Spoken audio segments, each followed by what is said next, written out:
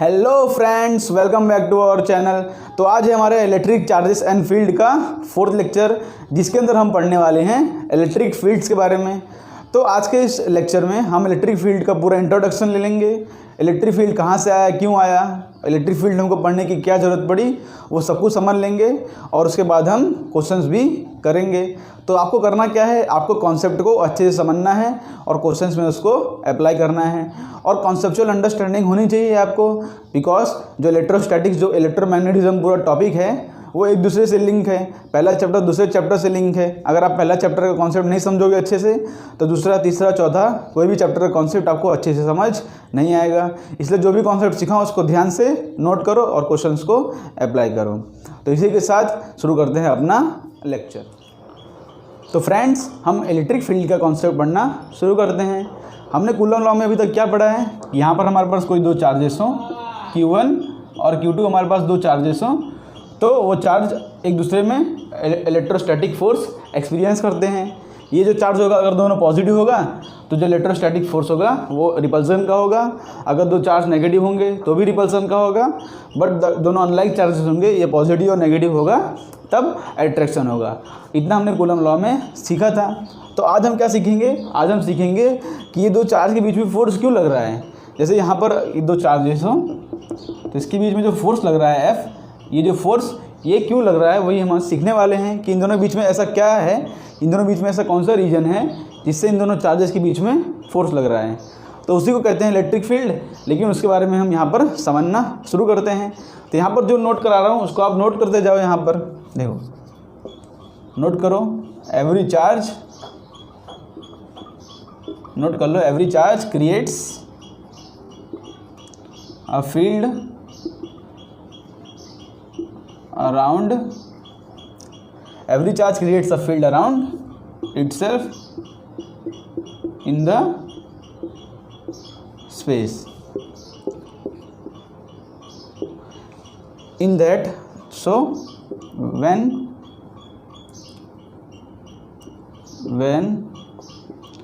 any other charge is brought in the region of field created by the charge, it experiences electrostatic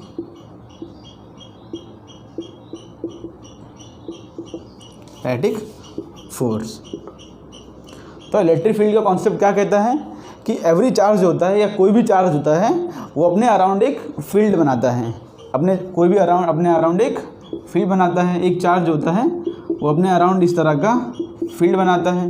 वो जो field होता है वो radially outward होता है in case of positive charge, और in case of negative charge जो field होता है वो होता है रेडियली इनवर्ड्स। ये जो फील्ड होगा रेडियली आउटवर्ड्स होता है, ठीक है। ये जो फील्ड है ये रेडियली आउटवर्ड्स होता है इस तरह का।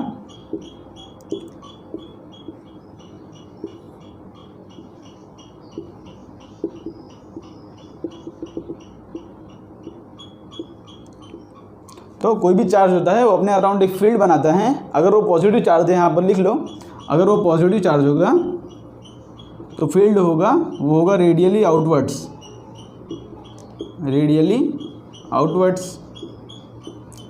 और अगर नेगेटिव चार्ज होगा तो जो फील्ड होगा यहाँ पर होगा रेडियली इनवर्ड्स। इतना समझ गए कि कोई भी चार्ज है वो अपने अराउंड एक फील्ड बनाता है। सपोज ये पॉजिटिव चार्ज है तो फील्ड जो है वो रेडियली आउटवर्ड्स है, और नेगेटिव चार्ज होता है तो फील्ड जो है वो रेडियली इनवर्ड्स होता है।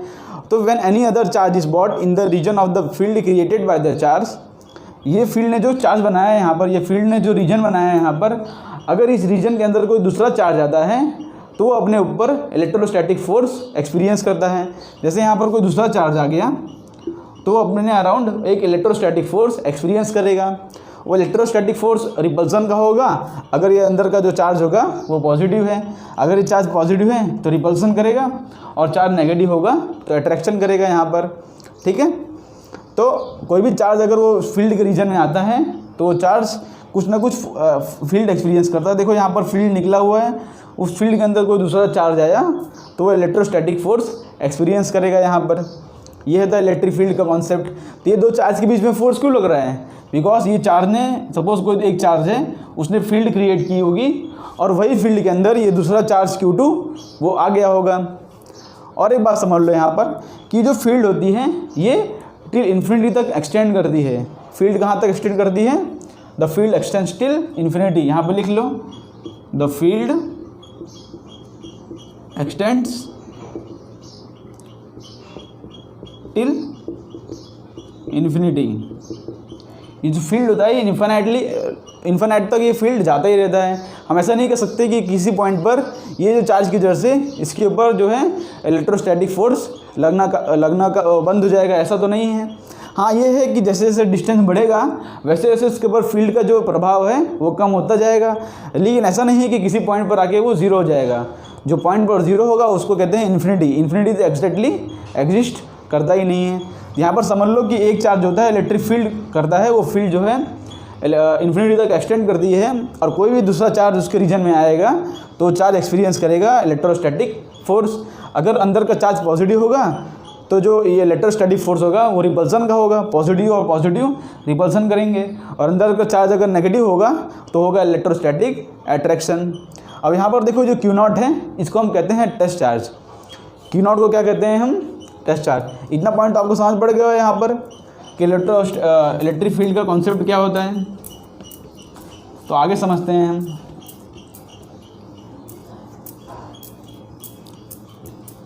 यहाँ पर देखो अब Q0 जो है यहाँ पर Q0 उसको हम कहते हैं टेस्ट चार्ज। बहुत ही छोटा सा चार्ज होता है, इसको हम कहते हैं टेस्ट चार्ज। टेस्ट चार्ज मतलब क्या है? ये चार्ज सिर्फ एक्सपेरिमेंटल पर्पस के लिए है, सिर्फ इलेक्ट्रिक फील्ड फाइंड करने के लिए कि हाँ इस रीजन में इलेक्ट्रिक फील्ड है कि नहीं। देखो इलेक्ट्रिक फील्ड जो होता है वो इमेजिनरी कॉन्सेप्ट है, एक्चुअली किसी ने देखा नहीं इलेक्ट्रिक फील्ड, बस समझ रहे हैं कि दो चार्ज के बीच में फोर्स लग रहा है तो कोई ऐसा चीज़ होगा जो वो चार्ज के बीच में फोर्स लगने दे रहा है। तो जो Q0 होता है वो टेस्ट चार्ज होता है, वो सिर्फ टेस्ट पर्पस के लिए यूज़ होता है। जैसे सपोज यहाँ पर इलेक्ट्रिक फील्ड है तो मैं टेस्ट करूँ कि यहाँ पर इलेक्ट्रिक फील्ड है कि नहीं, तो उसके लिए क्या करूँगा, मैं यहाँ पर वो चार्ज के अराउंड एक टेस्ट चार्ज लाऊंगा जिसका मैग्नीट्यूड बहुत ही स्मॉल होगा। इसका मैग्नीट्यूड वेरी स्मॉल मैग्नीट्यूड, इसका मैग्नीट्यूड जो रहेगा वो बहुत ही स्मॉल रहेगा। तो मैं वो चार्ज के अलाउंग एक छोटे मैग्नीट्यूड का दूसरा चार्ज ले आऊँगा। तो अगर वो चार्ज या अट्रैक्शन या तो रिपल्सन फेस कर रहा है, इसका मतलब हम समझ जाएंगे कि यहाँ पर इलेक्ट्रिक फील्ड है। बिकॉज इलेक्ट्रिक फील्ड तो किसी ने देखा है नहीं, तो हम एक Q0 जो लाते हैं वो टेस्ट चार्ज लाते हैं। अब यहाँ पर समझते हैं कि जो Q0 होता है इतना छोटा क्यों होता है, उसका रीज़न है एक्चुअली। देखो पहले चार्ज ने कोई फील्ड बनाई हो यहाँ पर Q, अब मुझको ये फील्ड के बारे में स्टडी करना है, ठीक है। पहले चार्ज ने कोई भी फील्ड बनाई हो Q और वो फील्ड के बारे में मुझको स्टडी करना है। बट अगर कोई मैं बड़ा चार्ज लेके आऊँगा जैसे मतलब जिसका मैग्नीट्यूड थोड़ा बड़ा रहेगा, तो वो चार्ज खुद भी अपनी इलेक्ट्रिक फील्ड बनाएगा। जैसे यहाँ पर कोई मैं दूसरा चार्ज लाता हूँ Q2, ठीक है, इसका भी कोई मैग्नीट्यूड है, ये भी स्मॉल मैग्नीट्यूड का नहीं है, ये भी अपने अराउंड ऐसा फील्ड बनाएगा। तो इन दोनों फील्ड के बीच में क्लैश हो जाएगा और हम किसी एक का इलेक्ट्रिक फील्ड फाइंड नहीं कर पाएंगे कि इसके वजह से इस पर कितना इलेक्ट्रिक फील्ड लग रहा है, वो हम समझ नहीं पाएंगे बिकॉज उसका भी इलेक्ट्रिक फील्ड वहाँ पर क्लैश करेगा। इसलिए जो Q0 होता है ये टेस्ट चार्ज होता है वेरी स्मॉल मैग्नीट्यूड का विथ नेग्लिजिबल इलेक्ट्रिक फील्ड। यहाँ पर लिख लो विथ नेग्लिजिबल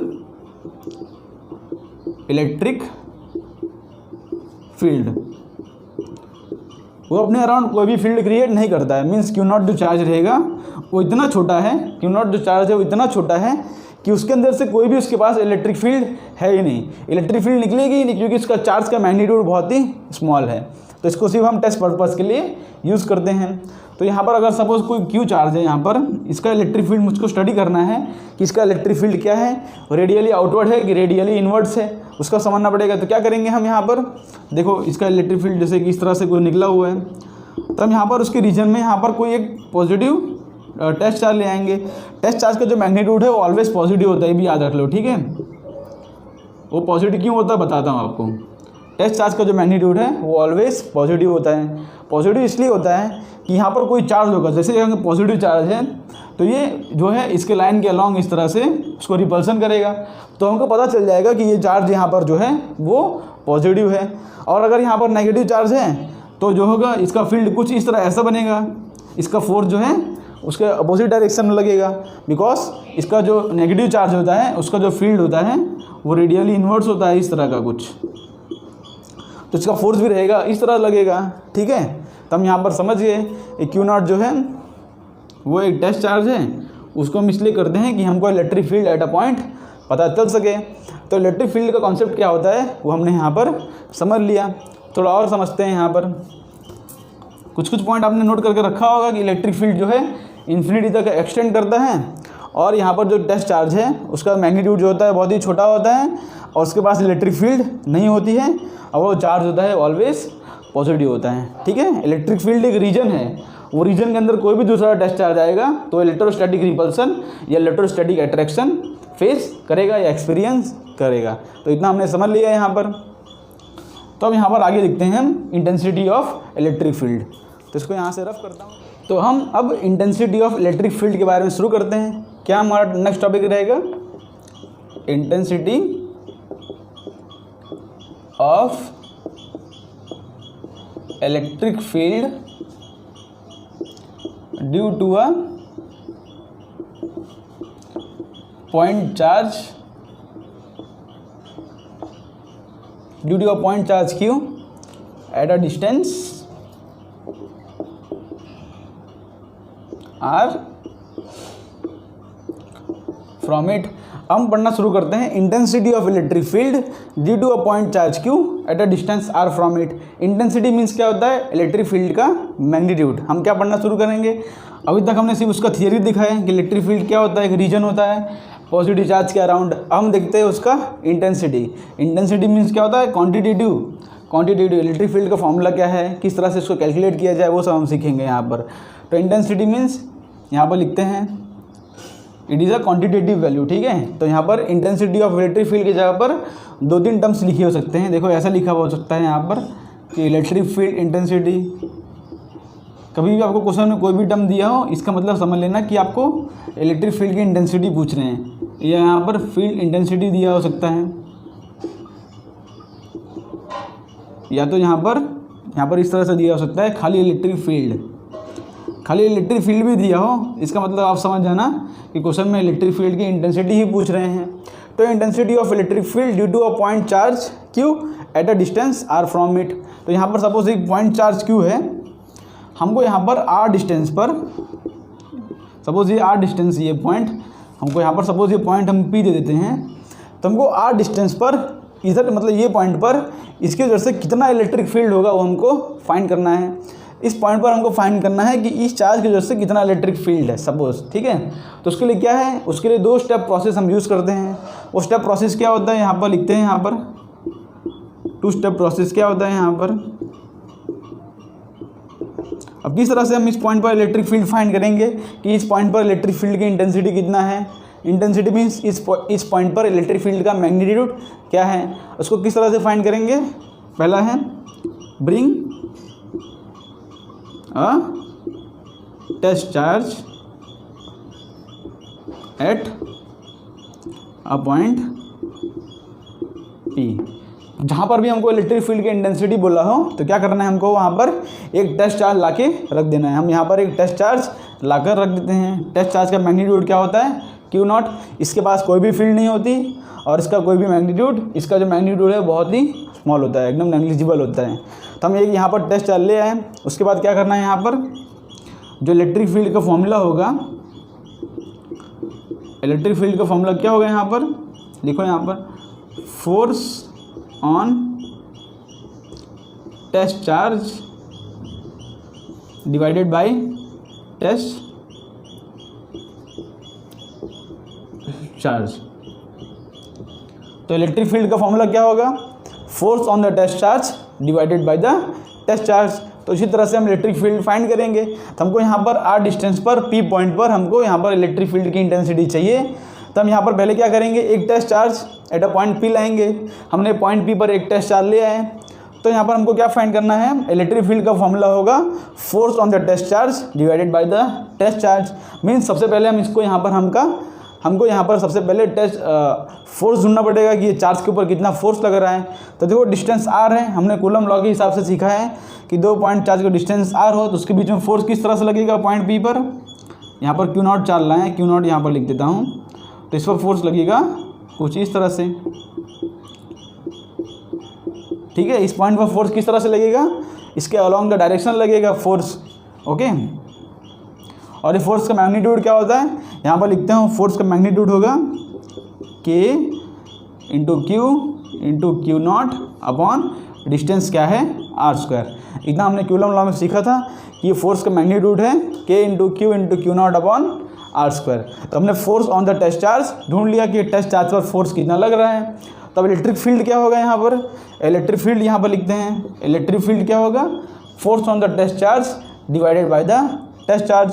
तो force on the test charge कितना है, K q not upon r² और divided by the test charge चाहे उसको डिवाइड कर दो, तो Q0 से Q0 कैंसिल हो जाएगा और इलेक्ट्रिक फील्ड का मैग्नीट्यूड, ओके। इलेक्ट्रिक फील्ड का सिर्फ मैग्नीट्यूड क्या जाएगा, ऊपर वेक्टर नहीं लगा रहा हूँ बिकॉज अभी सिर्फ मैग्नीट्यूड लिख रहा हूँ मैं, K into Q upon r², okay. तो इलेक्ट्रिक फील्ड का मैग्नीट्यूड क्या है, K into Q upon r²। देखो यहाँ पर जो ये Q है, ये इस पॉइंट का Q है, ये जो Q हमने यहाँ पर रखा था मतलब जिसमें से इलेक्ट्रिक फील्ड निकल रही है। और देखो यहाँ पर जो इलेक्ट्रिक फील्ड है वो टेस्ट चार्ज पर डिपेंड नहीं कर रहा है, electric field is independent of the test charge. ये हमारा क्या है, इलेक्ट्रिक फील्ड है, इलेक्ट्रिक फील्ड। और यहाँ पर लिख लो, इसी पॉइंट को देख के क्या लिख सकते हो आप, इस पॉइंट को देख के आप क्या लिख सकते हो कि electric field is independent of test charge. Because अब जितनी बार भी करोगे आप force on the test charge divided by the test charge करोगे, इसका मतलब वो टेस्ट चार्ज हमेशा कैंसिल हो जाएगा और जो इलेक्ट्रिक फील्ड का जो मैग्नीट्यूड आएगा वो टेस्ट चार्ज पर डिपेंड नहीं करता है। टेस्ट चार्ज कोई भी यहाँ पर उससे डिपेंड नहीं करता। तो यहाँ पर हमको वो पॉइंट पर इलेक्ट्रिक फील्ड फाइंड करना हो तो क्या करेंगे, हम यहाँ पर एक Q0 चार्ज रखा हमने, उसके ऊपर फोर्स फाइंड कर लिया और फोर्स हम इलेक्ट्रिक फील्ड फाइंड कर लिए। इलेक्ट्रिक फील्ड का फॉर्मूला क्या आ गया, K into Q upon r²। और ये जो इलेक्ट्रिक फील्ड है यहाँ पर ये Q कौन सा रखना है, यहाँ पर Q मतलब जैसे कि इसमें से इलेक्ट्रिक फील्ड निकल रही है तो और कितने डिस्टेंस r पर, तो ये पॉइंट से r डिस्टेंस पर इलेक्ट्रिक फील्ड है तो हमको Q यहाँ पर ये रखना है, ठीक है। जो हम टेस्ट चार्ज लाए हैं उसका मैग्नीट्यूड यहाँ पर नहीं रखना है। तो इलेक्ट्रिक फील्ड का मैग्नीट्यूड आ गया K into Q upon r²। और थोड़ा बहुत टर्म्स देख लेते हैं इसके अंदर हम आगे।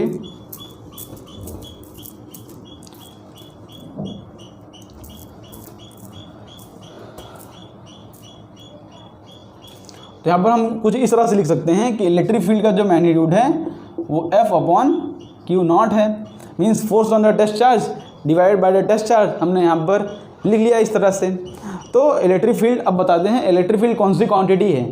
आप बताओ कि इलेक्ट्रिक फील्ड कौन सी क्वांटिटी है, वेक्टर क्वांटिटी है या स्केलर क्वांटिटी है, मुझको बताओ। यहाँ पर जो फोर्स होता है, यहाँ पर हमको पता है कि जो फोर्स होता है वेक्टर क्वांटिटी होता है। दो चार्जेस यहाँ पर दिए हों, देखो दो चार्जेस दिए हों तो फोर्स कहाँ लगता है, along the direction of the line joining two charges. तो फोर्स जो है वेक्टर क्वांटिटी है। फोर्स अगर वेक्टर क्वांटिटी है इसका मतलब क्या हुआ कि जो इलेक्ट्रिक फील्ड होगी, देखो ये वेक्टर है और ये स्केलर है, तो वेक्टर अपॉन स्केलर क्या होता है, वेक्टर। इसका मतलब है कि इलेक्ट्रिक फील्ड भी जो है वो वेक्टर क्वांटिटी है और इलेक्ट्रिक फील्ड का वही डायरेक्शन होता है जो डायरेक्शन फोर्स का होता है। देखो यहाँ पर जैसे कि यहाँ पर हमने Q0 तो हमेशा पॉजिटिव है, तो अगर यहाँ पर देखो इन दोनों बीच में रिपल्सन हुआ तो जो फोर्स होगा इसका इस डायरेक्शन लगेगा। इसका सिंपल सा मतलब है कि जो इलेक्ट्रिक फील्ड है वो इस डायरेक्शन में है, इसलिए जो Q0 है वो पॉजिटिव है और यहाँ पर फोर्स लग रहा है उसका रिपल्सन में। तो फोर्स लग रहा है रिपल्सन, इसलिए इलेक्ट्रिक फील्ड जो है यहाँ पर पॉजिटिव है। तो इलेक्ट्रिक फील्ड का डायरेक्शन क्या है, the direction of electric field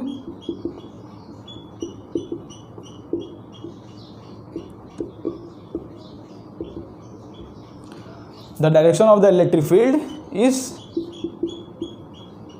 along the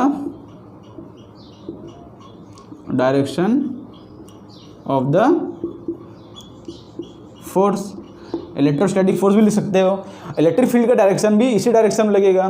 तो यहाँ पर मैं लिख सकता हूँ कि इसी डायरेक्शन में जो रहेगा वो लगेगा इलेक्ट्रिक फील्ड, और इसका इंटेंसिटी है Q/r²। सिंपल सा मतलब है कि फोर्स को Q0 से डिवाइड कर दो तो हमको मिल जाएगा यहाँ पर इलेक्ट्रिक फील्ड, और इलेक्ट्रिक फील्ड जो है वो है वेक्टर क्वांटिटी। इलेक्ट्रिक फील्ड का यूनिट फाइंड करना हो तो क्या लिखेंगे हम, यहाँ पर लिख दो यूनिट क्या हो जाएगा, यहाँ पर यूनिट हो जाएगा। यहाँ पर देखो, यहाँ पर किसी भी फॉर्मूला से आप निकाल सकते हो Q/r²। यहाँ पर K का यूनिट रखोगे Q का r² का बड़ा पड़ जाएगा, सिंपल यहाँ से निकाल लो। यूनिट क्या हो जाएगा, फोर्स का यूनिट क्या होता है न्यूटन, और Q0 का यूनिट होगा कूलम, चार्ज का यूनिट होता है कूलम। तो यहाँ पर यूनिट क्या हो जाएगा न्यूटन पर कूलम। न्यूटन पर कूलम यहाँ पर इलेक्ट्रिक फील्ड का यूनिट होता है, ठीक है। इलेक्ट्रिक फील्ड का यूनिट क्या होगा, न्यूटन पर कूलम। इसका डायमेंशनल फार्मूला लिखना हो तो किस तरह से लिखोगे आप डायमेंशनल फार्मूला, यहाँ पर आप नोट करते जाओ, मैं लिखा रहा हूँ। यहाँ पर जो डायमेंशनल फार्मूला होगा इसका वो हो जाएगा, न्यूटन का क्या होगा mL/2, और चार्ज का होगा A/T। Q=IT होता है तो चार्ज का हो जाएगा A/T। मीन्स इसका फार्मूला क्या आ रहा है, mL/T-3A-1। इसका डायमेंशनल फार्मूला हो गया mL/T-3A-1। इस पॉइंट को आप नोट कर लो कि इलेक्ट्रिक फील्ड F/Q0 होगा सिंपली, ओके। तो यहाँ पर ऐसा भी हम लिख सकते हैं, ओके। तो यहाँ पर लिख सकता हूँ कि F=Q0 × E, ओके। तो F को इसको इस तरह मल्टीप्लाई कर दिया। तो अगर फोर्स फाइंड करना हो तो अगर इलेक्ट्रिक फील्ड दिया हो और फोर्स फाइंड करना हो तो F=Q0 E आप यूज़ कर सकते हो। तो इतना पॉइंट को नोट कर लो, इसको रफ करके हम बढ़ते हैं आगे। इलेक्ट्रिक फील्ड को हम वेक्टर क्वांटिटी में, मीन्स इलेक्ट्रिक फील्ड को हम डायरेक्शन की टर्म में किस तरह से रिप्रेजेंट किया जाए उसको हम यहाँ पर देख लेते हैं। और इसको यहाँ से अब हम इलेक्ट्रिक फील्ड को वेक्टर फॉर्म में देख लेते हैं यहाँ पर, ठीक है, कि वेक्टर फॉर्म में इलेक्ट्रिक फील्ड को किस तरह से रिप्रेजेंट किया जाए वो हम देख लेते हैं। यहाँ पर देखो, अभी तक हमने क्या पढ़ा कि यहाँ पर Q0 चार्ज हो, यहाँ पर Q चार्ज हो, और eight a distance R from it, means यहाँ से R डिस्टेंस पर, ये डिस्टेंस R है। सपोज ये पॉइंट को हमने B बोला, तो इस पॉइंट पर इलेक्ट्रिक फील्ड कितना हो रहा है, इलेक्ट्रिक फील्ड का जो मैग्नीट्यूड आ रहा है वो आ रहा है K×Q/r²। तो हमने अभी तक इतना देख लिया, और इसको हम वेक्टर फॉर्म में किस तरह से रिप्रेजेंट किया जाए, इसका जो डायरेक्शन होगा ये अलॉन्ग द फोर्स होता है, तो हमको पता है। तो इलेक्ट्रिक फील्ड अगर वेक्टर क्वांटिटी में इस तरह से लिखें तो हम लिखेंगे K/Q, यहाँ पर ये सी मैग्नीट्यूड है इसका, ठीक है, K/Q/r²। और इसका डायरेक्शन किस तरह रहेगा, देखो अगर फोर्स इस तरफ लग रहा होगा तो जो r कैप होगा, जिसको हम बोलते हैं पोजीशन वेक्टर, वो पोजीशन वेक्टर भी इसी डायरेक्शन में होगा, ठीक है। जो ये r है इसको हम पोजीशन वेक्टर डिफाइन करते हैं, तो पोजीशन वेक्टर इस डायरेक्शन में रहेगा, तो इसको हम किस तरह से लिखेंगे r कैप। देखो एक्चुअली कोई भी वेक्टर क्वांटिटी होता है, उसके पास होता है मैग्नीट्यूड, होता है क्या होता है, मैग्नीट्यूड होता है, और होता है उसके पास डायरेक्शन, ठीक है। तो मैग्नीट्यूड हमने लिख दिया यहाँ पर K/Q/r², और उसका डायरेक्शन क्या होता है यूनिट वेक्टर। हम डायरेक्शन को हमेशा यूनिट वेक्टर के टर्म में रिप्रेजेंट करते हैं, बिकॉज यूनिट वेक्टर होगा वो डायरेक्शन दिखाता है। तो r इसका पोजीशन वेक्टर है, तो हम इसका डायरेक्शन कुछ इस तरह से लिख दिया। ये तो हमने कूलम लॉ में भी सीखा था, तो इसको अब में सीखने में ज़्यादा प्रॉब्लम नहीं आ रही होगी। तो जो r कैप होता है वो क्या होता है, vector r upon its magnitude. r cap क्या होता है, vector r upon its magnitude. हम यहाँ पर इस तरह से लिखेंगे K/Q/r², और यहाँ पर r कैप की जगह क्या लिख सकता हूँ मैं, vector r upon its magnitude of r। तो मैग्नीट्यूड ऑफ r, ये r दोनों मैग्नीट्यूड ऑफ r ही होते हैं, तो इसको हम कुछ इस तरह से लिख सकते हैं K/Q/r³ × r वेक्टर। या तो इस तरह से नोट कर लो, या तो इस तरह से नोट कर लो। ये देखो इसमें यूनिट वेक्टर के टर्म में लिखा है तो नीचे स्क्वायर आ रहा है, इसमें वेक्टर के टर्म में लिखा है यहाँ पर, तो हमने नीचे यहाँ पर क्यूब लगाया। क्यूब किस लिए आया, बिकॉज हमने यूनिट वेक्टर को vector r upon its magnitude of r से रिप्लेस कर दिया, तो इलेक्ट्रिक फील्ड का फॉर्मूला इस तरह से आ गया। कंफ्यूज होने की ज़रूरत बिल्कुल नहीं है, इसको आपको सिंपल से एग्जांपल समझाता हूँ तो आप समझ जाओगे। देखो सिंपल से एग्जांपल समझना शुरू करोगे तो आप इस पॉइंट को समझ जाओगे। ये P पॉइंट था, इस पर इस तरफ इलेक्ट्रिक फील्ड लग रहा है। तो देखो यहाँ पर जैसे कि यहाँ पर हमारे पास एक क्वाड्रेंटल सिस्टम है। क्या है हमारे पास? क्वाड्रेंटल सिस्टम है। यहाँ पर एक चार्ज रखा है Q, ओरिजिन पर रखा है एक चार्ज Q। मैं आपको बोलूँ यहाँ से आप x डिस्टेंस दूर, यहाँ से आप x डिस्टेंस दूर, ये पॉइंट है, ये पॉइंट P है, इस पॉइंट पर electric field in the vector form represent करके दिखाओ। ये देखो डिस्टेंस कितना है, x है, और ये पॉइंट P है, तो हमको यहाँ पर इलेक्ट्रिक फील्ड रिप्रेजेंट करना है। तो इलेक्ट्रिक फील्ड किस तरह से लिखेंगे? यहाँ पर K इंटू Q, यहाँ पर चार्ज Q है अपॉन x स्क्वायर, और P पॉइंट पर हमको इलेक्ट्रिक फील्ड लिखना है। और देखो ये x है हमारा, ये x एक्सिस है, ये हमारा y एक्सिस है। तो x के डायरेक्शन में यूनिट वेक्टर क्या होता है? फॉर्मूला क्या है? Q upon r square into unit vector है। तो x के डायरेक्शन में हमारा यूनिट वेक्टर क्या है? यूनिट वेक्टर हमारा होता है i कैप। हमने क्या लिखा है यहाँ पर? Q upon x square into i cap. अभी भी नहीं समझ पड़ा तो फर्दर लिखते हैं यहाँ पर, इसको यहाँ से रफ करके और समझना शुरू करते हैं। देखो इलेक्ट्रिक फील्ड का फॉर्मूला क्या है? KQ upon r square into r cap. तो यहाँ पर अगर x डायरेक्शन में दिया हो तो QQ अपॉन डिस्टेंस क्या है? x स्क्वायर, और यूनिट वेक्टर क्या है यहाँ पर? i cap. देखो यहाँ पर और समझते हैं। यहाँ पर अगर हमको यहाँ पर पूछ लिया तो ये पॉइंट पर पूछ लिया, सपोज ये Q पॉइंट है, और ये डिस्टेंस जो है यहाँ पर ये y डिस्टेंस है। डिस्टेंस कितना है? y, और हमको पूछ लिया कि Q पॉइंट पर, देखो ये पॉइंट P पर है, ठीक है। Electric field at a point Q क्या हो जाएगा? Electric field at a point Q हो जाएगा K into Q upon distance कितना है दोनों पॉइंट के बीच में? डिस्टेंस है दोनों पॉइंट के बीच में y स्क्वायर, और y के डायरेक्शन में यूनिट वेक्टर क्या होता है? j cap. ठीक है, तो इस तरह से इसको रिप्रेजेंट करना है। सिंपल सा है। आप फॉर्मूला देख कर डर रहे थे, बट इसको इस तरह से रिप्रेजेंट किया जाता है। अगर हमको यहाँ पर पूछ लिया तो ये पॉइंट जो है, सपोज ये पॉइंट जो है कुछ पॉइंट दे देते हैं इसको, सपोज ये M पॉइंट है। M पॉइंट पर हमको इलेक्ट्रिक फील्ड ढूंढना है। सपोज ये डिस्टेंस हमारा फिर से x है, तो यहाँ पर M पॉइंट पर किस तरह से लिखेंगे हम? देखो लिखेंगे electric field at a point M हो जाएगा KQ upon x square into ये हमारा कौन सा है? ये हमारा नेगेटिव x एक्सिस है। तो negative x axis per unit vector क्या होता है? Minus i cap, minus i cap. Negative x axis per unit vector क्या होता है? Minus i cap. तो हमने यहाँ पर माइनस i कैप की तरह इस तरह से आपको उसको रिप्रेजेंट करना है। नेगेटिव y एक्सिस में हो तो माइनस j कैप, जैसे यहाँ पर पूछा हमको, जैसे हमारा n पॉइंट हो और ये डिस्टेंस हमारा y हो, तो यहाँ पर हम क्या लिखेंगे? n क्या हो जाएगा हमारा? Electric field at a point n क्या हो जाएगा हमारा?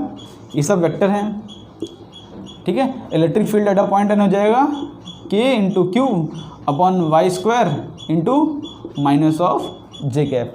तो इस तरह से इसको रिप्रेजेंट किया जाता है यूनिट वेक्टर के टर्म्स में। या तो आप इस तरह से देखो, यहाँ पर इसको, ये 4 पॉइंट आप समझ गए। आगे देखो, आगे मैं पूछ रहा हूँ आपको कि ये पॉइंट पर दिखाओ आपको कि ये पॉइंट पर क्या होगा? Electric field. ये पॉइंट पर इलेक्ट्रिक फील्ड क्या होगा? ये जो पॉइंट है हमारा x, y है। ये पॉइंट हमारा क्या है? x, y है। x y प्लेन में है हमारा पॉइंट है x, y, और ये पॉइंट पर हमको इलेक्ट्रिक फील्ड ढूंढना हो तो क्या? यहाँ पर एक पोजीशन वेक्टर r डिफाइन करता हूँ, ये हमारा है r वेक्टर, ठीक है। ये पॉइंट पर इलेक्ट्रिक फील्ड लिखेंगे तो किस तरह से लिखेंगे? कंफ्यूज होने की बिल्कुल जरूरत नहीं है। सिंपल सा हमारा formula KQ upon r square into r cap, या तो इसको इस तरह से भी लिख सकते हो आप, KQ upon r cube into r vector.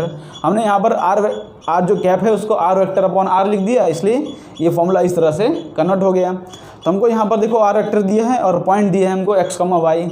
ये हमारा y पॉइंट है और ये हमारा x पॉइंट। तो ये जो x, y पॉइंट है उस पॉइंट, ये जो electric field at a point x, y, electric field at a point x, y क्या लिखोगे आप? पहले लिखोगे आप K इंटू Q। चार्ज तो अभी भी Q है, और डिस्टेंस कितना है यहाँ पर? ये जो हमारा r पोजीशन वेक्टर है, तो डिस्टेंस यहाँ पर r स्क्वायर, यहाँ पर डिस्टेंस कितना है? r स्क्वायर इंटू यहाँ पर क्या लिखेंगे? Unit vector. हमको इस डायरेक्शन में यूनिट वेक्टर फाइंड करना है, तो इस डायरेक्शन के यूनिट वेक्टर क्या होगा? यहाँ पर देखो r स्क्वायर है, यहाँ पर इस डायरेक्शन का यूनिट वेक्टर क्या होगा? हम उसको ऐसे लिखेंगे r vector upon magnitude of r vector. हमने यहाँ पर जो r कैप है, यहाँ पर देखो, पहले इसको आप इस तरह से लिख दो। इस डायरेक्शन का जो यूनिट वेक्टर होगा वो होगा r कैप। अब यहाँ पर हम r कैप डिफाइन करते हैं। यहाँ पर r कैप क्या होगा? Magnitude of vector r upon the magnitude of r। अब वेक्टर r क्या होगा? अगर एक पॉइंट जो x एक्सिस में x चला है और y एक्सिस में y चला है, तो पॉइंट को हम किस तरह से डिफाइन करेंगे, वो पॉइंट हो जाएगा x i cap plus y j cap. हम x डायरेक्शन में x चले और y डायरेक्शन में y चले और हम पहुंच गए वो पॉइंट पर, जो हमारा पॉइंट है। इसको हम कुछ पॉइंट दे दो यहाँ पर, सपोज ये t पॉइंट है, कोई भी पॉइंट है, तो हमने यहाँ पर r वेक्टर लिख दिया x आई कैप और y जे कैप। और मैग्नीट्यूड ऑफ r क्या होगा, मैग्नीट्यूड ऑफ r होता है under root of x square plus under root of y square. Magnitude of r होता है under root of x square plus under root of y square. तो यहाँ पर आप किस तरह से लिखोगे, electric field at a point x comma y क्या हो जाएगा, k Q upon r square into magnitude of r क्या है, मैग्नीट्यूड ऑफ r है यहाँ पर वेक्टर r क्या है यहाँ पर x i cap plus y j cap. तो यहाँ पर हो जाएगा x i cap plus y j cap. हमने आर कैप को क्या लिख दिया है यहाँ पर, आर कैप को लिख दिया है r vector upon magnitude of r. तो आर वेक्टर है x i cap plus y j cap और मैग्नीट्यूड ऑफ आर क्या है यहाँ पर, मैग्नीट्यूड ऑफ आर हो जाएगा under root of x square plus y square. अगर हम इसको भी लिख दें आर ये भी है आर सेम, ये दोनों आर सेम ही होते हैं, ठीक है। आप मैग्नीट्यूड ऑफ आर लिखो या सिंपल आर लिखो, ये दोनों सेम ही होता है। तो आर की जगह पर हम क्या लिख सकते हैं यहाँ पर, आर स्क्वायर क्या हो जाएगा, आर स्क्वायर हो जाएगा x square plus y square. तो यहाँ पर लिख देता हूँ मैं k Q upon x square plus y square into under root of x square plus y square. तो हमारा electric field at a point x comma y क्या हो जाएगा, यहाँ पर फर्दर लिख दो, यहाँ पर हो जाएगा के क्यू और ऊपर का तो x comma x i cap plus y j cap तो है ही, और नीचे क्या हो जाएगा, यहाँ पर नीचे हो जाएगा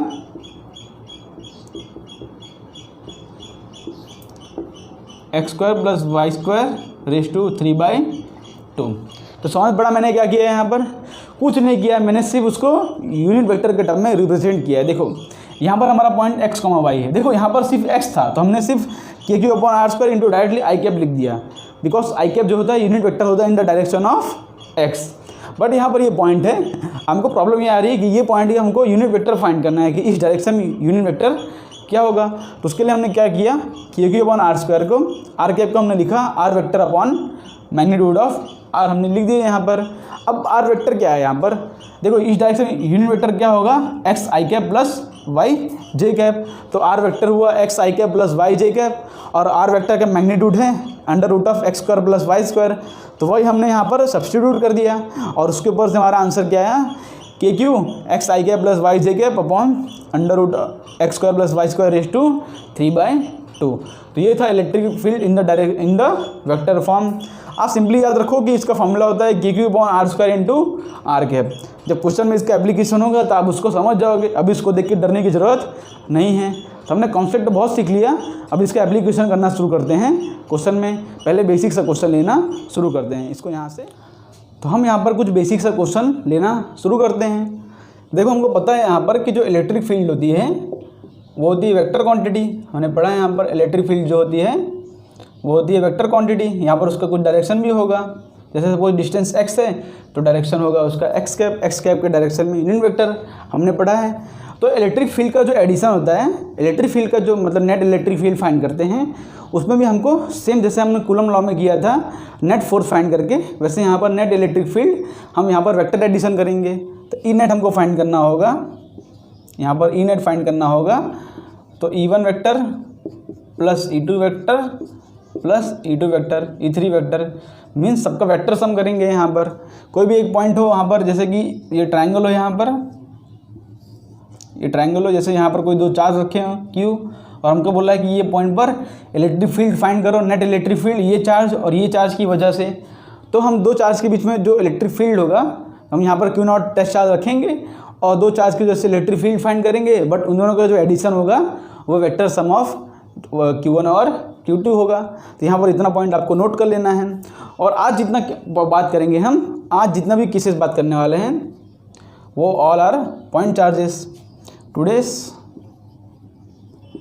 हमने अभी तक जितना बात किया है सब पॉइंट चार्जेस के बारे में बात किया है। जो कंटिन्यूस चार्ज वाला लेक्चर है वो आने वाले लेक्चर में आने वाला है, but today lecture is only about point charge, only about point charge. Point charge की वजह से कितना इलेक्ट्रिक फील्ड होता है वही हम आज के लेक्चर में बात करने वाले हैं। हम वही ट्रायंगल स्क्वायर वही करेंगे। तो हम कुछ पॉइंट समझना यहाँ पर शुरू करते हैं।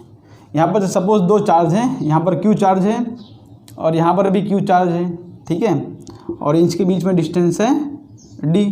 हमारे पास दो चार्जेस हैं, दोनों Q चार्जेस हैं और दोनों के बीच में डिस्टेंस है D। ये दोनों लाइक चार्जेस हैं, ठीक है, सेम, ये पॉजिटिव है वो भी पॉजिटिव है। तो हमको फाइंड करना है कि कौन सा है सब। देखो दोनों के बीच में डिस्टेंस कितना है D, ठीक है।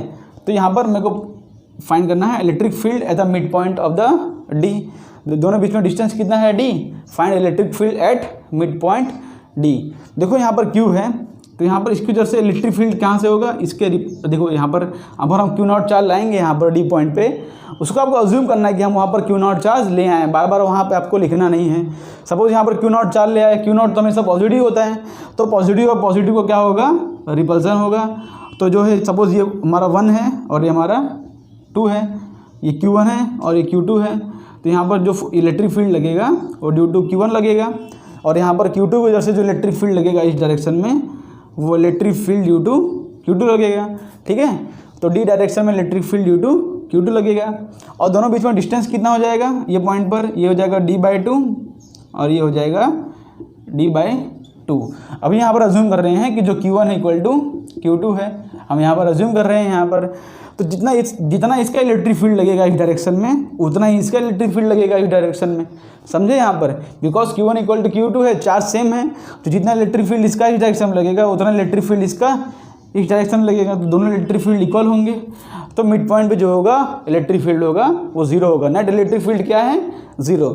दो वेक्टर एग्जैक्टली 180 डिग्री पर हैं, तो उनका जो नेट इलेक्ट्रिक फील्ड होता है एट अ पॉइंट दिस, देखो ये और ये कैंसिल आउट हो गए, तो इलेक्ट्रिक फील्ड यहाँ पर हो जाएगा 0।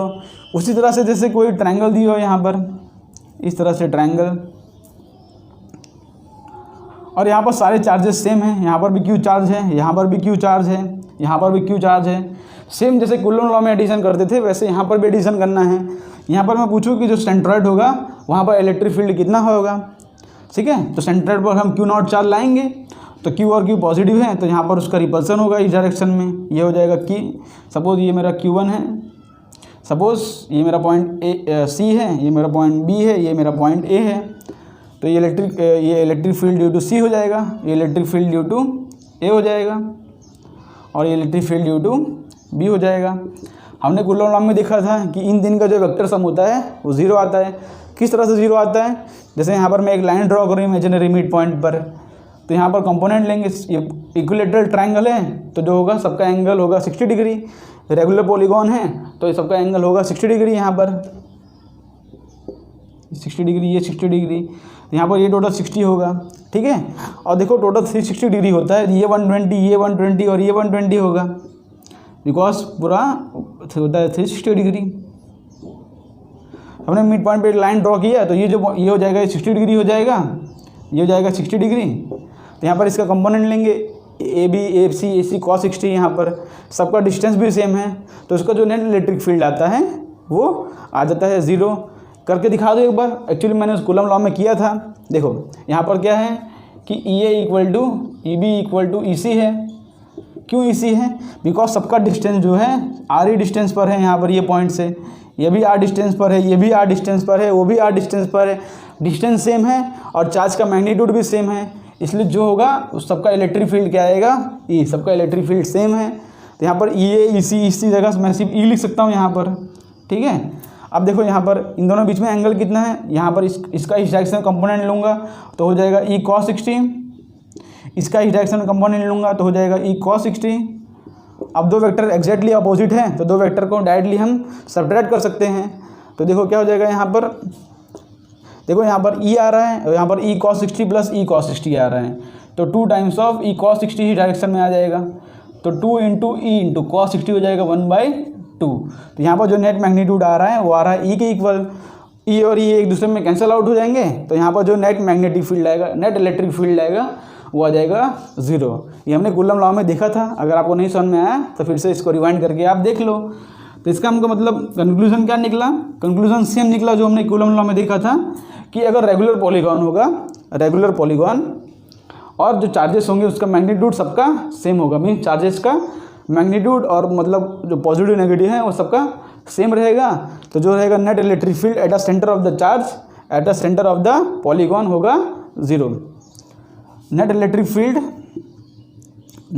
फील्ड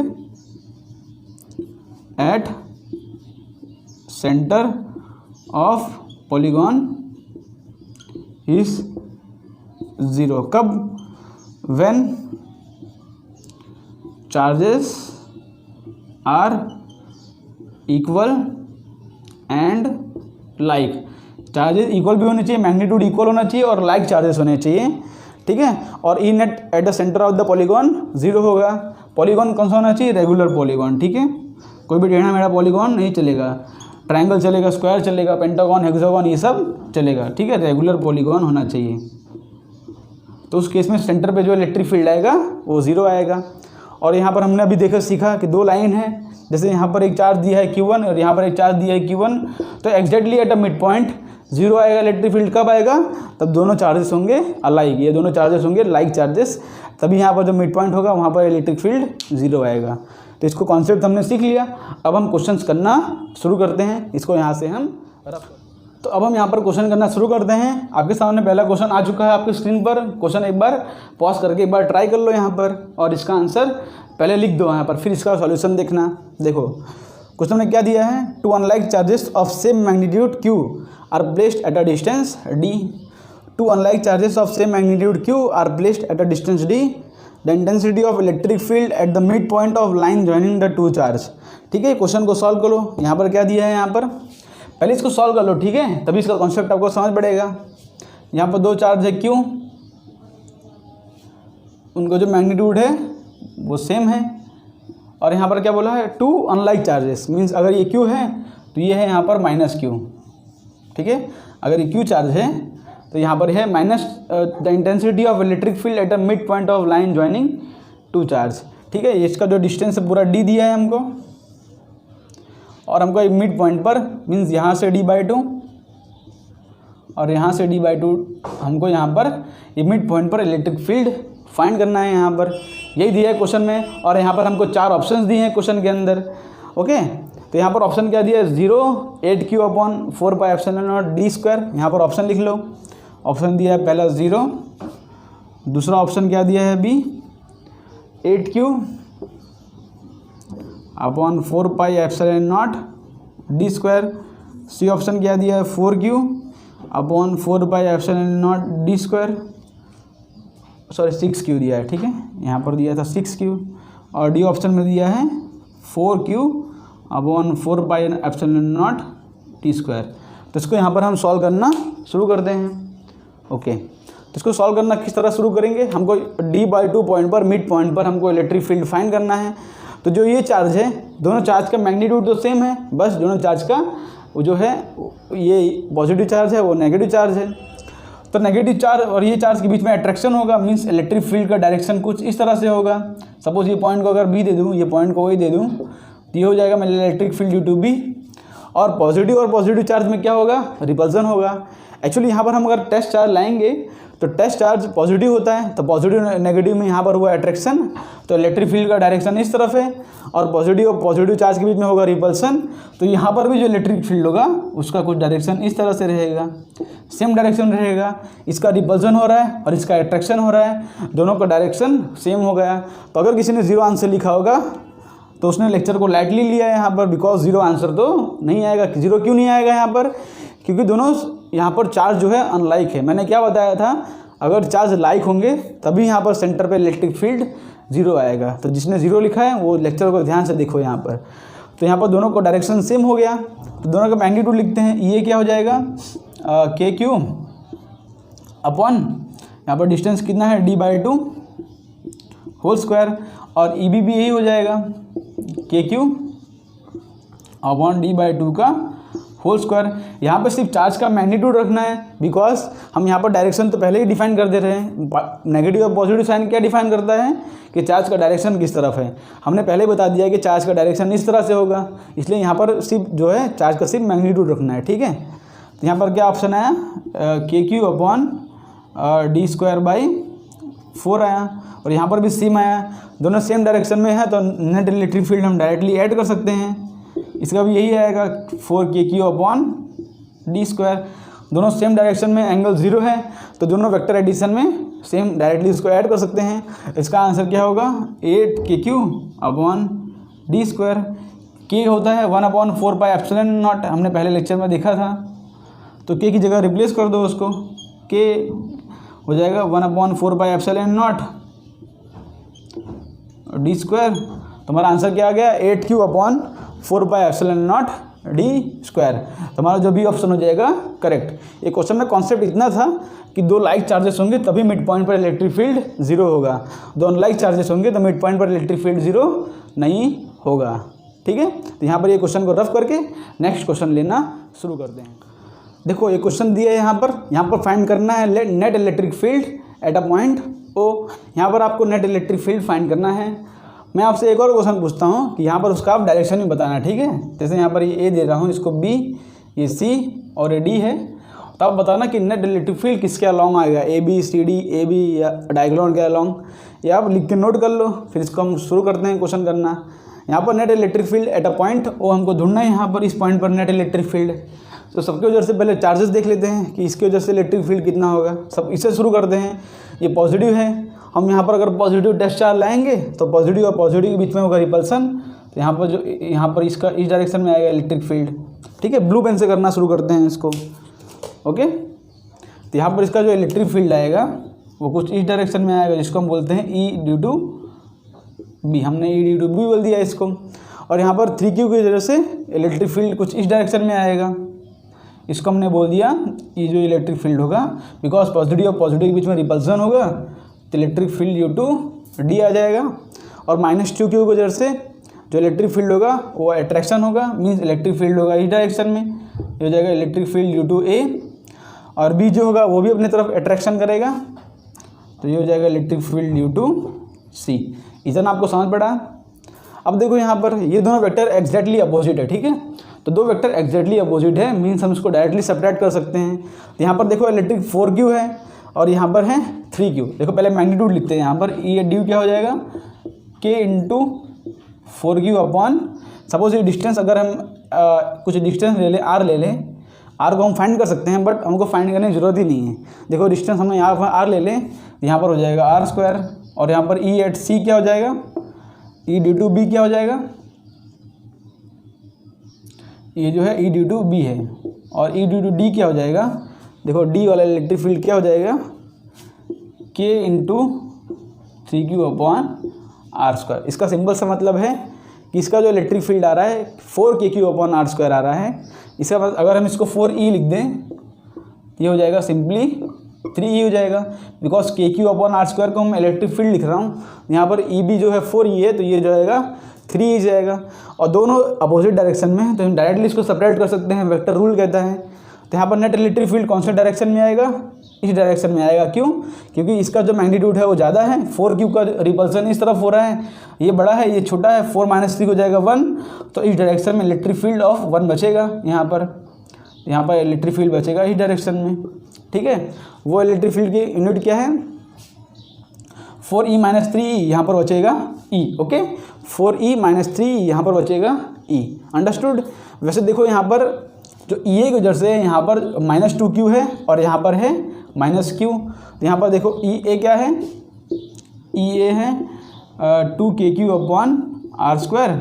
और e ड्यू टू c क्या है kq/r²। यहाँ पर सिर्फ उसका मैग्नीट्यूड रख रहा हूँ मैं। तो यहाँ पर ये जो हो जाएगा 2e हो जाएगा और ये हो जाएगा e। तो यहाँ पर इस डायरेक्शन में 2e आ रहा है, इस डायरेक्शन में e आ रहा है, दोनों एक्जैक्टली 180 डिग्री पर हैं, तो दोनों को डायरेक्टली सेपरेट कर सकते हैं। Okay, vector exactly opposite separate कर सकते हैं, सेम डायरेक्शन में तो ऐड कर सकते हैं, या तो मैंने दिखाया आपको। तो e डायरेक्टली सेपरेट हो जाएंगे, तो 2e - e क्या बचेगा, e बचेगा। तो इस डायरेक्शन में जो इलेक्ट्रिक फील्ड आएगा वो आएगा e। इतना आपको समझ पड़ा कि नहीं पड़ा, कि देखो दोनों वेक्टर एक्जैक्टली अपोजिट थे। अगर सेम इधर भी 4q होता, यहाँ भी 4q होता, तो दोनों डायरेक्टली कैंसिल हो जाते हैं। बट यहाँ पर 3q है, यहाँ पर 4q है। यहाँ पर इसका कुछ मैग्नीट्यूड, इसके वजह से इलेक्ट्रिक फील्ड कुछ कम लगेगा और इसकी वजह से इलेक्ट्रिक फील्ड ज़्यादा लगेगा। तो जितना ज़्यादा लग रहा है तो हमने दोनों को सेपरेट कर लिया, तो जो नेट इलेक्ट्रिक फील्ड इसकी वजह से है वो कुछ बचा रह गया, वो ई के मैग्नीट्यूड की जितना बता रह गया। वैसे यहाँ पर ए और सी है, यहाँ पर जो 2 की वजह से इलेक्ट्रिक फील्ड ज़्यादा होगा और यहाँ पर इसकी वजह से इलेक्ट्रिक फील्ड कम होगा, तो दोनों को सेपरेट किया तो ई जितना इलेक्ट्रिक फील्ड बचा रह गया। तो देखो यहाँ पर भी ई है, यहाँ पर भी ई है, और दोनों एग्जैक्टली कितने डिग्री एंगल पर हैं। देखो यहाँ पर ये स्क्वायर है, तो एग्जैक्टली दोनों कितने डिग्री एंगल पर हैं, दोनों 90 डिग्री एंगल पर हैं। तो दो वेक्टर अगर 90 डिग्री एंगल पर हों, देखो फॉर्मूला तो यही होता है, सबका फॉर्मूला यही होता है, a² + b² + 2ab cos theta. अगर यहाँ पर 90 डिग्री होगा तो इतना जो टर्म होगा, अगर इफ़ थीटा = 90 डिग्री होगा, ये टर्म पूरा उड़ जाता है यहाँ पर से, बिकॉज cos 90 होता है 0। तो दो वेक्टर का मैग्नीट्यूड क्या आ जाता है, सिंपली यहाँ पर देखो a वेक्टर + b वेक्टर क्या हो जाता है, वेक्टर एडिशन हो जाता है √a² + b², सिंपली यहाँ पर ओके, बिकॉज cos 90 क्या होता है 0। तो यहाँ पर हम क्या करेंगे, यहाँ पर इसको अंडर रूट ऑफ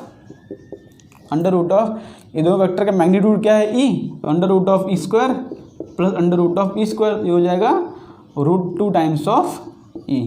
तो मैग्नीट्यूड क्या आ गया, √2 टाइम्स ऑफ e, और e क्या है हमारा √2 × kq/r²।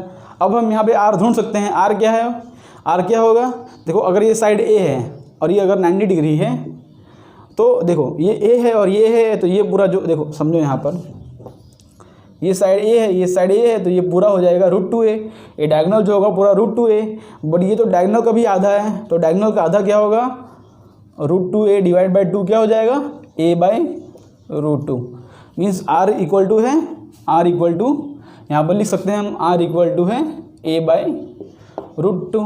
तो r की जगह a/√2 सब्स्टिट्यूट कर दो, तो जाएगा √2 kq/a/√2 का होल स्क्वायर। तो इसका आंसर क्या आएगा, इसका आंसर आ जाएगा 2√2 kq/a²।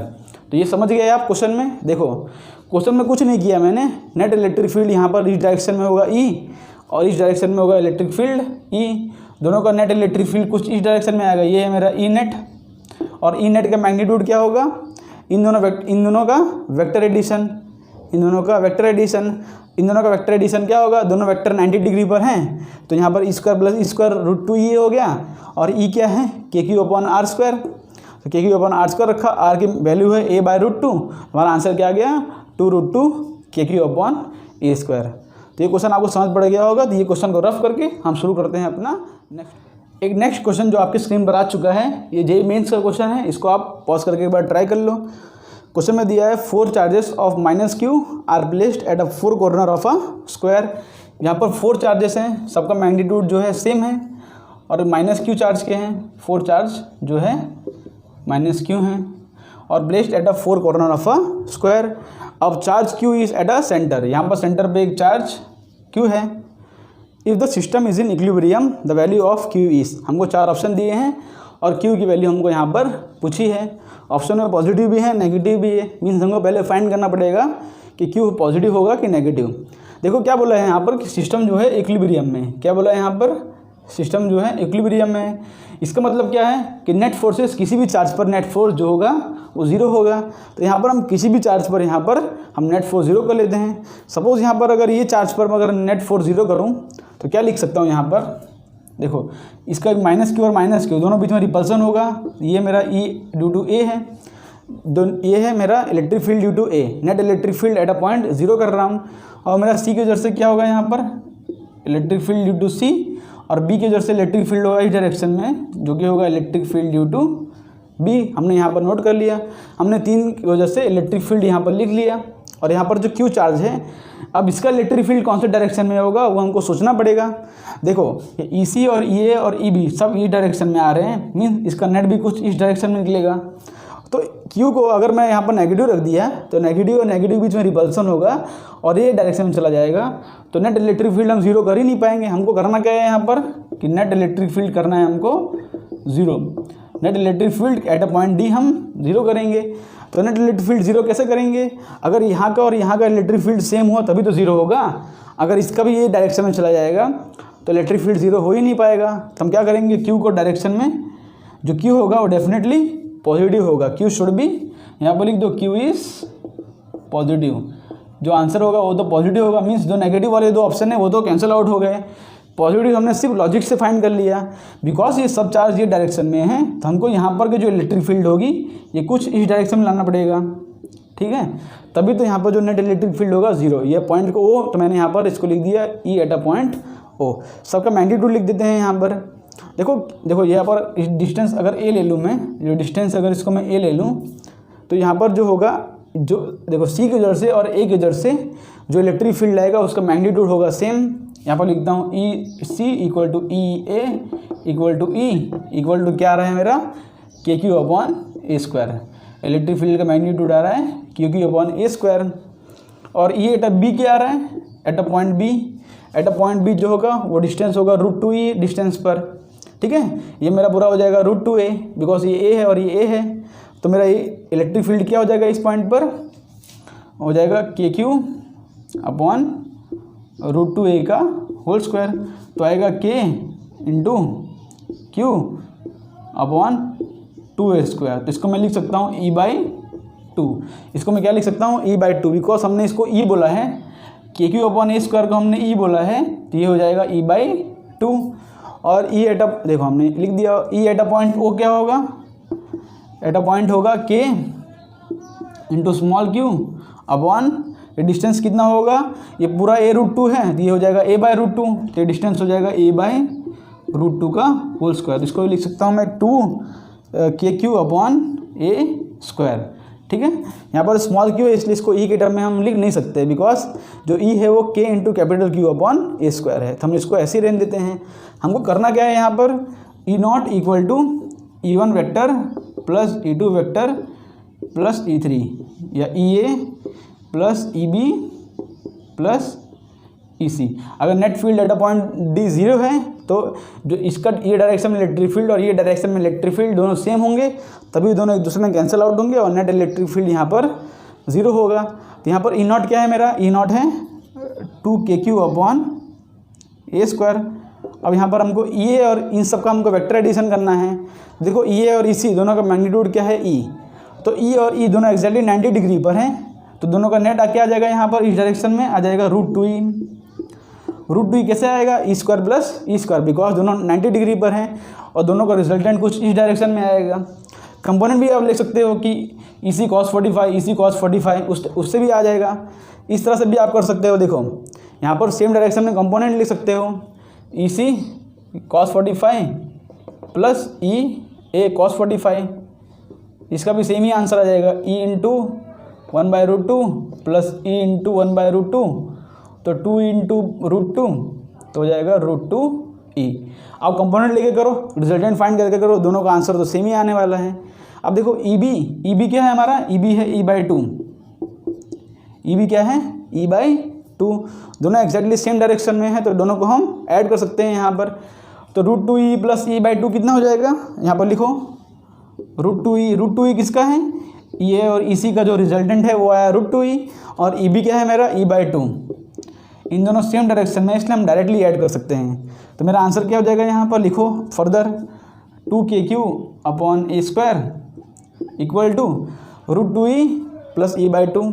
तो यहाँ पर क्या करता हूँ मैं, 2√2 प्लस 1/2 मैंने एलसीएम ले लिया, और E की वैल्यू क्या है मेरी, देखो यहाँ पर मैंने एलसीएम ले लिया E कॉमन लेके, ठीक है, एलसीएम ले लिया मैंने E कॉमन लेके, तो जो मेरी E की वैल्यू है वो है मेरा KQ अपॉन ए स्क्वायर,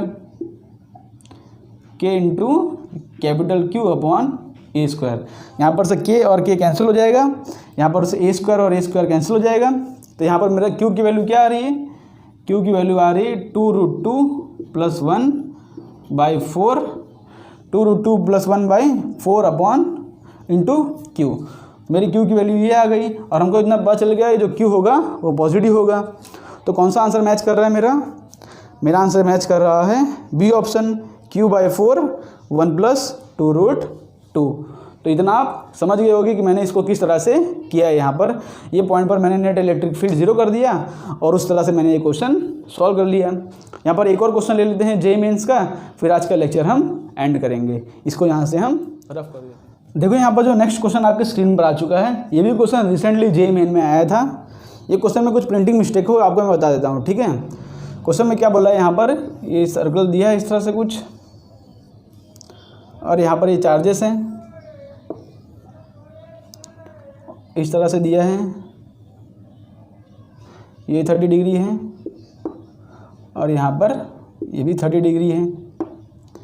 ये मेरा 2q चार्ज है यहाँ पर, ये मेरा यहाँ पर -q चार्ज है, -4q, ये मेरा यहाँ पर -2q चार्ज है, और ये मेरा सेंटर पॉइंट O है, ये मेरा पॉइंट A है, ये पॉइंट मेरा B है, ये पॉइंट मेरा C है, और यहाँ पर जो ये एंगल है ये भी 30 डिग्री है। ठीक है, यहाँ पर प्रिंटिंग मिस्टेक करके उन्होंने 50 लिख दिया है, बट ये भी 30 डिग्री होगा, इतना आप समझ सकते हो बिकॉज सिमेट्रिक फिगर है।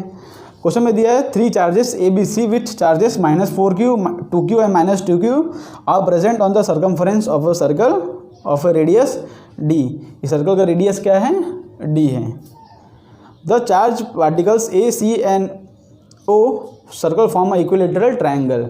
अगर A, C और O को मैं कंपेयर कर दूं तो ये जो मेरा ट्रायंगल फॉर्म होगा ये होगा इक्विलेटरल ट्रायंगल, ऐसा बोला है इन लोगों ने। Electric field at O along x direction, हमको electric field at O find करना है along the x direction, means along the x direction में इलेक्ट्रिक फील्ड एट O क्या होगा, हमको सिंपली यहाँ पर नेट इलेक्ट्रिक फील्ड फाइंड करना है। तो यहाँ पर 2q है, अगर यहाँ पर मैं पॉजिटिव टेस्ट चार्ज लाऊं तो 2q और उसके बीच में रिपल्सन होगा तो इस डायरेक्शन में आएगा। ठीक है, यहाँ पर इस डायरेक्शन में क्या आएगा, इलेक्ट्रिक फील्ड हो जाएगा। सपोज 2q है तो अगर मैं kq अपॉन d² को बोलता हूँ अगर e, तो यहाँ पर हो जाएगा 2e हो जाएगा। ठीक है, और यहाँ पर -2q चार्ज है, -2q और 2 के बीच में होगा अट्रैक्शन, तो उसका भी मैग्नीट्यूड किस इस डायरेक्शन में आएगा, वो भी हो जाएगा 2e। ठीक है, तो नेट इलेक्ट्रिक फील्ड इन दोनों की वजह से क्या आएगा, इस डायरेक्शन में हो जाएगा 4e। और यहाँ पर -4q चार्ज है और इसका भी अट्रैक्शन होगा इस डायरेक्शन में, तो हो जाएगा यहाँ पर 4e। इतना समझ पड़ा कि नहीं, बिकॉज 4kq अपॉन r² लिखेंगे तो 4 × e हो जाएगा। यहाँ पर मैंने सिर्फ मैग्नीट्यूड लिखा है, डायरेक्शन तो मैंने डिफाइन कर ही दिया है। तो यहाँ पर टोटल नेट इलेक्ट्रिक फील्ड क्या आ गया, देखो ये है, ये है। ठीक है, इनके बीच में एंगल है 60 डिग्री। यहाँ पर है मेरा 4e और यहाँ पर है मेरा 4e। हमको फाइंड करना है अलोंग द x डायरेक्शन कितना इलेक्ट्रिक फील्ड होगा। तो सिंपली हमको दोनों इलेक्ट्रिक फील्ड का कंपोनेंट लेना पड़ेगा, या तो आप वेक्टर सम फाइंड कर लो, रिजल्टेंट दोनों से कर सकते हो। देखो दोनों मेथड से करके दिखाता हूँ। पहले मैं इसका कंपोनेंट ले लेता हूँ इस डायरेक्शन में, क्या दोनों सेम डायरेक्शन में कंपोनेंट ले लूँगा, x डायरेक्शन डायरेक्टली ऐड कर दूंगा तो भी मेरा आंसर आ जाएगा। तो मेथड 1 यहाँ पर कर रहा हूँ, मेथड 1 कंपोनेंट लेके। ठीक है, तो 4e × cos 30, देखो क्या हो जाएगा, मेरा इलेक्ट्रिक फील्ड एट x हो जाएगा 4e × cos 30 प्लस यहाँ पर हो जाएगा 4e × cos 30। तो यहाँ पर टोटल कितना हो जाएगा, 8e × cos 30 कितना हो जाएगा, √3/2। तो यहाँ पर क्या हो जाएगा, मेरा e की वैल्यू क्या है, kq अपॉन d²। e की वैल्यू क्या है, kq अपॉन d²। तो यहाँ पर लिख दो, यहाँ पर चलो e लिखो अभी, 8e अपॉन √3/2 हो जाएगा। तो यहाँ पर हो जाएगा 4√3 × e। तो 4√3 × e मीन्स हमारा आंसर क्या आ रहा है, यहाँ पर मेरा आंसर आ रहा है 4√3 × kq अपॉन d²। यहाँ पर k की वैल्यू लिखो, एप्सिलॉन नॉट टर्म का आंसर दिया है, तो यहाँ पर मैं एप्सिलॉन नॉट में लिख लेता हूँ 4√3 kq क्या हो जाएगा 1/4πε0 × q अपॉन d²।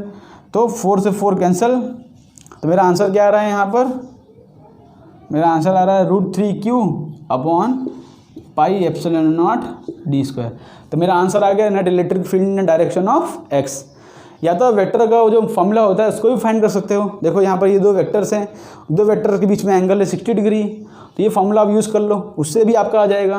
देखो फॉर्मूला क्या यूज़ करोगे आप, ये फॉर्मूला यूज़ कर लो आप, a² + b²। तो a² + b² + 2 × a × b × cos 60 होगा 1/2। यहाँ पर ये 2 से ये 2 कैंसिल हो जाएगा, तो 16 + 16 32, 32 + 16 हो जाएगा 48।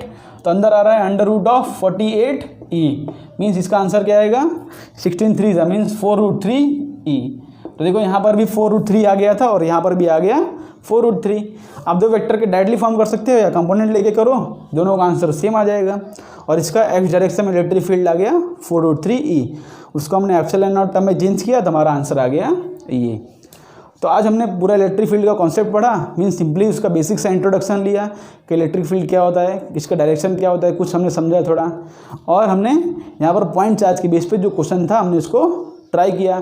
तो आने वाला हमारा जो लेक्चर होगा उसके अंदर हम कंटिन्यूस चार्ज, मीन्स यहाँ पर देखो पॉइंट चार्ज था तो दो के बीच में हम इलेक्ट्रिक फील्ड फाइंड कर रहे थे, बट कंटिन्यूस चार्ज हो गया, बड़ा बड़ा चार्ज आ गया, कंटिन्यूस हो गया, जो वेरिएशन कर रहा हो, एक्स के डिस्टेंस के साथ चेंज कर रहा हो, तो उसमें कैसे इलेक्ट्रिक फील्ड फाइंड की जाए वो हम करेंगे अपने नेक्स्ट लेक्चर में। तो आज के लेक्चर के लिए बस इतना ही। आप क्या करना, आज के लेक्चर बाद खूब ढेर सारे क्वेश्चन प्रैक्टिस करके आना, जिससे कि आपका ये कॉन्सेप्ट एकदम क्लियर हो जाए। तो मिलते हैं आपको नेक्स्ट लेक्चर में, तब तक के लिए आप पढ़ाई करते रहो, तब तक के लिए बाय बाय।